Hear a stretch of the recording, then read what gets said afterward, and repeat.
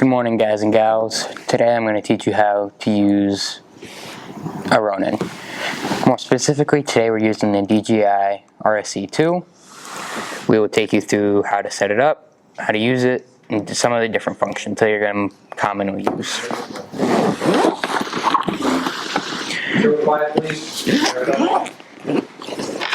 First off, when you open it, open the bottom, take it out. It's got Velcro.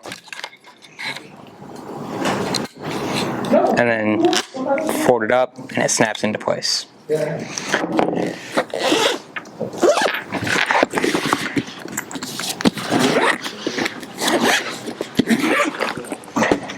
Open up the second compartment.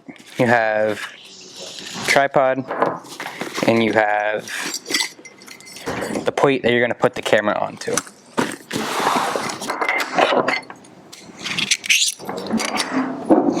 So how you want to start this, first off, you want to take the tripod, and on the bottom of the Ronin, there's a screw hole. You screw it into it, get it tight, spread it out, and now you have a stable base to work from.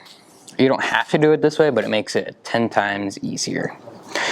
Next, we're going to worry about getting the plates onto the camera. So you take your camera, take the small plate. Well, let me talk about these plates first.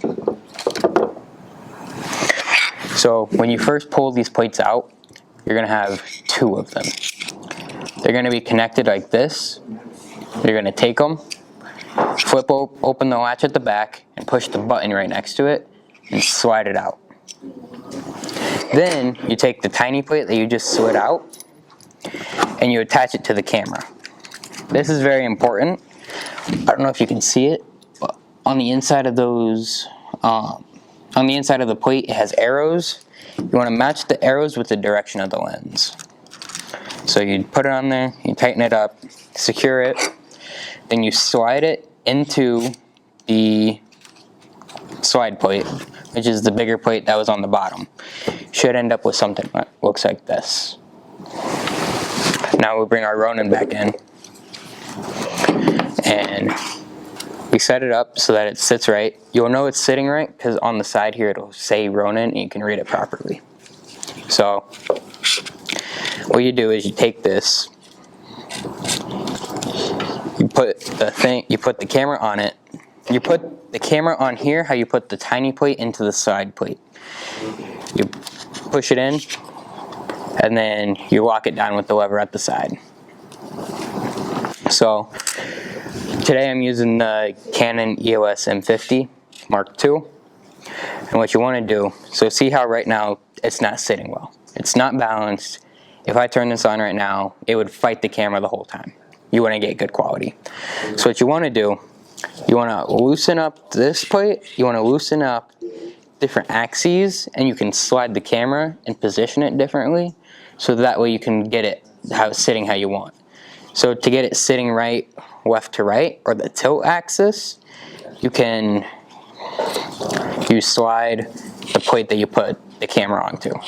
You can slide this, or if you wanted to, at the back there's a knob, and you can slide this arm, I guess you would call it. You slide it until it sits level without the camera being on. See? So obviously it's not level tilting yet, but if I hold it here, it's level left to right.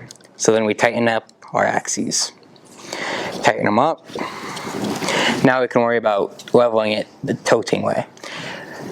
Now for this, you're going to take that slide plate we mentioned earlier, and you're going to slide it until, like I said, it will stay pointing true, like true straight, without you touching it. So, see? The camera is not on, or the gimbal is not on, but the camera is facing true straight without me touching it. So then, just like everything else, lock it down. And then also for this, you want to bring it up a little bit, because as stock, it doesn't sit right. Now we're ready to turn it on. Make sure all your axes are free, so they can all move freely. And then to turn on the Ronin, on the right side, there's a button. It's a power button. You hold it for 2 seconds. And then the screen will come on. As you can see, it's just self-centered. So then now it's on. It'll react to the joystick. Does all that. But there are different modes we're going to go through. So there's mode 1, which is just pan follow.